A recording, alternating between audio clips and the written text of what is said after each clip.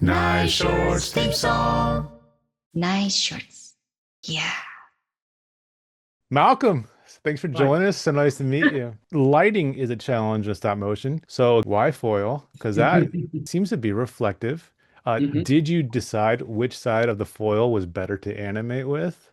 No, I mean, yes, you're absolutely right on all those things. The quicker answer, so does foil reflect light? Yes, it does. But I found as soon as you crumple it up, there's so many facets, sides to it. It stops reflecting. And I was like, oh, I'm going to see myself in the foil constantly. I'll see lights reflected. It just didn't. And I was really surprised. Like, that Oh. was my very first test. And it's more just as much kind of like dark reflections as light reflections. So it didn't Oh. really pose any problems at all. Ooh, you say that, but I have leftover food.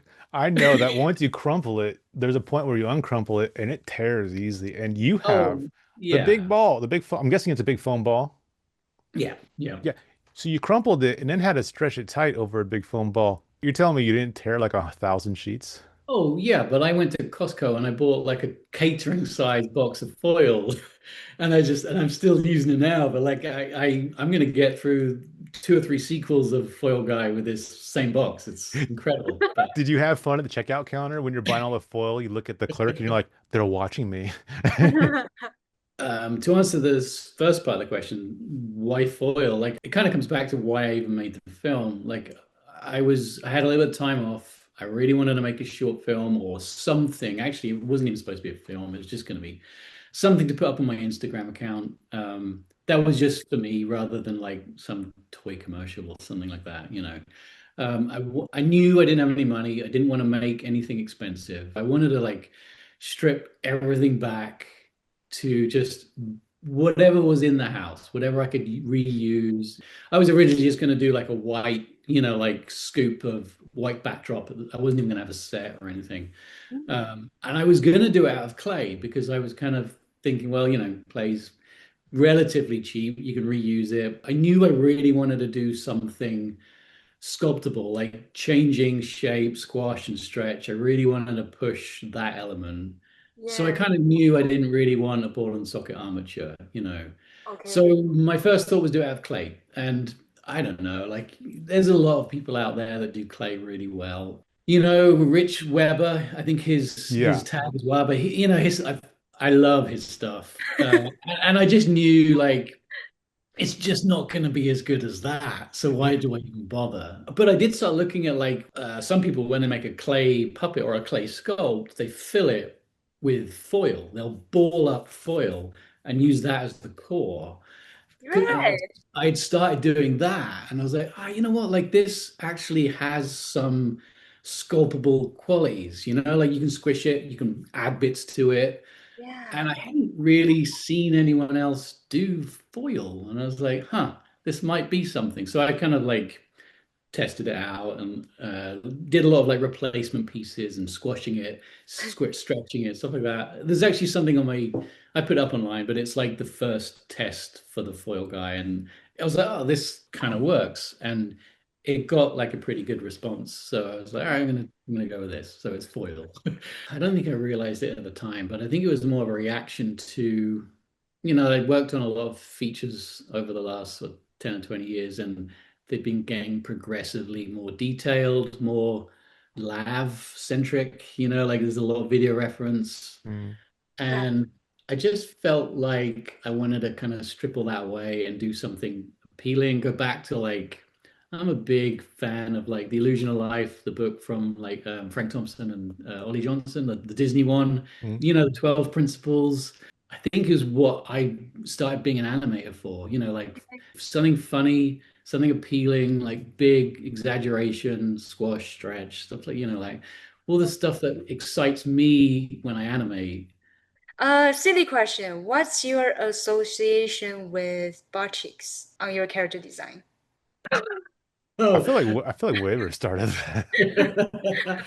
um, I, because they're funny. Yeah.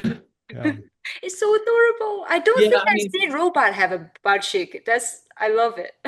it wasn't really supposed to be a robot necessarily. Oh, I we didn't got want it to be a robot, so I gave it like a human appendage. I don't know. Uh, Um, musculature.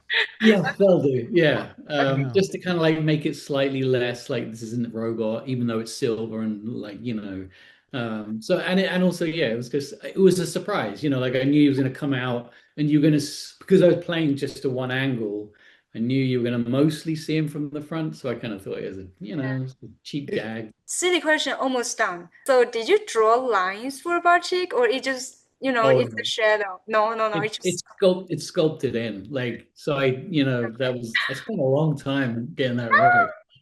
really, it's actually the hardest part, possibly, to shape the Maybe. carrot. Yeah. that's a Yeah. behind the scenes photo I want. Just a grown man, just like super leaned in over a little foil butt.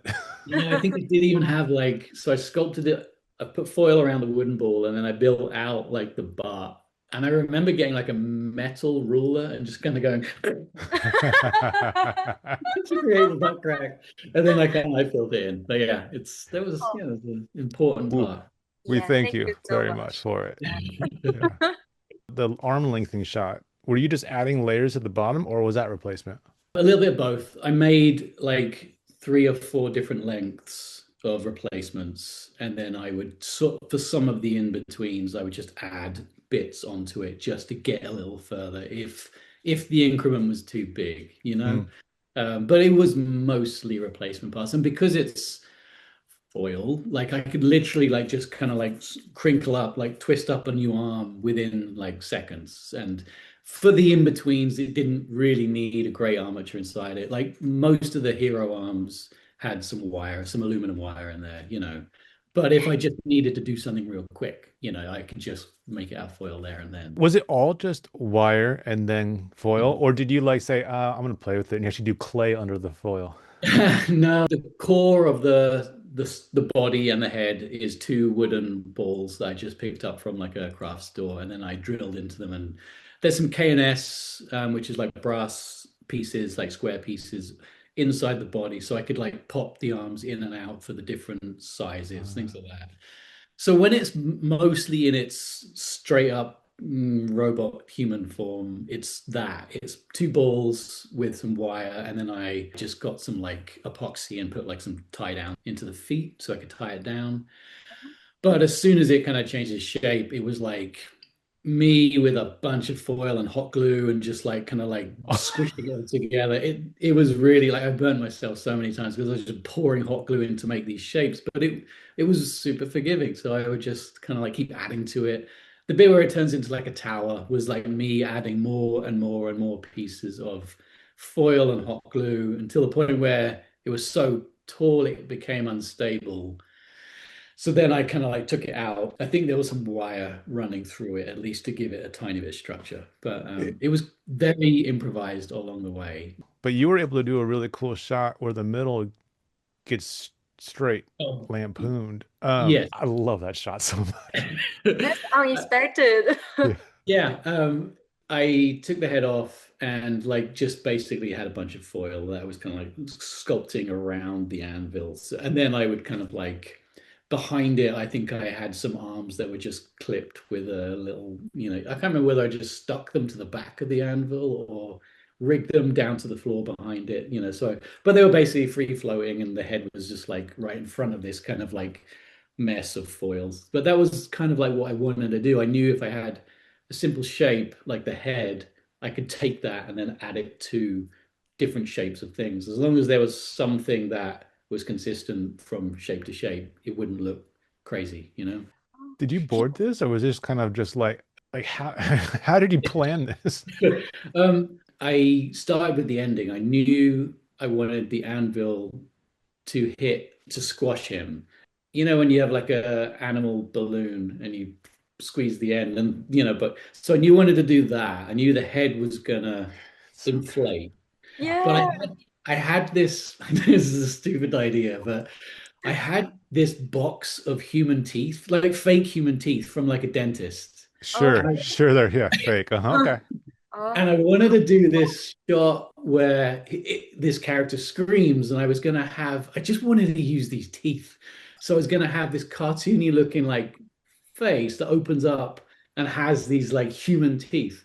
Like I didn't do that in the end because I knew it wasn't really quite right. I'm really into horror and I love the Brothers Quay and things like that. I grew up at that time. So that was definitely some of that in there. But I restrained myself and I made it, like more PG-13.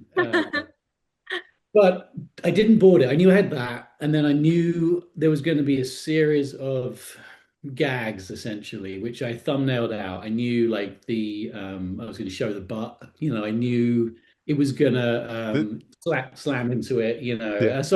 I'd sketched those out, so I knew those key moments. But other than that, I just started and I didn't know how long it was going to be. I just wanted to like do something really simple and kind of pure. Like that's why I didn't even like cut away. I just wanted like one long shot. Yeah. I've been watching a lot of like Buster Keaton movies specifically. Like we'll play a gag to the camera and it only really works from that one angle, like otherwise the illusion's broken. So I was kind of interested in doing that, just one shot and making sure every gag played to the camera. I didn't want to make it easy in some ways. I wanted it really simple and pure, but like with nothing, nowhere to hide, like every pose had to work from that angle. The silhouettes had to be perfect. Right.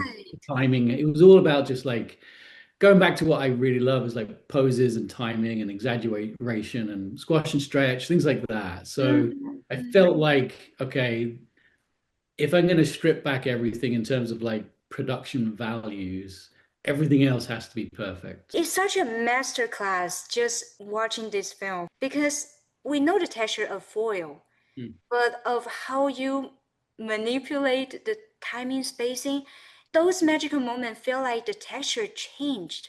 Mm.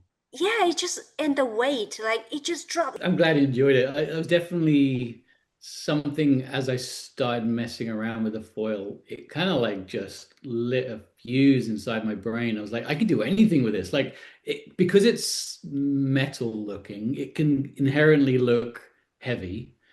Um, Mm. I also was like, hey, I could have him like inflate like a balloon and make it like that. And he could like float. I'm actually going to do that in another one, but he's going to float off, like, or it could be flat, it can be round. It was just even more than like clay. I think it had more properties that were interesting to me. So yeah, it was like whatever I could think of, I could do pretty much. So it was exciting. Yeah, hopefully, I have two more full ideas for two more films. One day I'll do them. I don't know. I need to gets in the Already way in of mind. yeah, yeah. They're in my How, mind. yeah, so I'm guessing you did this in a break between projects. How long did you have to do this? When did I remember starting it over Christmas break? It's the Uh, season for foil for sure. yeah. Um, it took me like a couple of months, but it wasn't really working on it every day. And then I Mm. remember starting it, I got like 50 frames in, but I definitely was at work for a bit, and this shot just sat for like 6 weeks, something like that. And then I came back and turned the lights on, and I was like, huh, it's pretty solid. This is good. So I just kept going. Um, so all in, like maybe a few months, but I was kind of a little sporadic. But yeah, I'd say like the actual animation part of it was probably 5 to 6 weeks, something like that. Perfect. Because I love it. So this means you can give me one a year. I would love to do one a year. I just need to get paid. Oh, I can't help you there. Um, I can give you exposure and $300 for a music video. All right. Well, about the foundation as an animator, like timing and spacing, where to exaggerate. So, how do we train ourselves to be more aware of that? really knowing like your strong key poses, like really try and sell like your frame. Like every frame should be a painting, like you should be able to clearly see what it is and know, like know where you're going. I think it's like don't just rely on video reference. I think that's Okay, my trick, like love it. just yeah, just have a strong idea of where you're going with your shot and don't get distracted. Like stop motion is so slow and straight ahead and incremental that and I used to do this when I first started out. Like you'd get an idea, and suddenly your shot will take another direction. And sometimes that's great. Sometimes it can work, but more often than not, it just becomes fast and confused and cluttered with ideas. Mm. So like really like plan your shot, plan exactly in your mind, even just what you want to say, where you want to be, the poses you want to show, the story you're trying to tell, not just like the entire story, but the story point of that one shot. It may only have one or two really strong emotional beats, but nail those ones, like really work hard to sell your story. Oh, thank you for the free Before, consult. Yeah. if we can, it's a tip for animators who might try foil of what not to do that you learned. Don't burn yourself with hot glue as much as I did. Ah, I don't yeah. know. I don't know. Unless they're I into that mean, kind of thing. I don't yeah, I don't judge. know. Yeah. I think it's, find something unique, I guess, is the moral of it. Like not everything has been done, but like, find a unique spin on something that works. I don't know. Yeah, it's like until I watch your film and then I realize, hey, yeah, this makes sense. Like why I haven't, but now it's like, hey, this is such a great material foil. Mhm. Like, Yeah. oh, It's really short. I tried to pack as many appealing things into as possible. It's kind of like I said, I think it's subconsciously like all the things I wish I could do all the time. Mostly it was just I wanted to make something that made like me laugh, mhm. and entertain myself. And so I was surprised when, like people seem to really respond to it. Honestly, it's the best response I've had, I think, of everything I've ever made, all of the features included. So, like it was nice to get some, encouragement. So hopefully everyone enjoys it.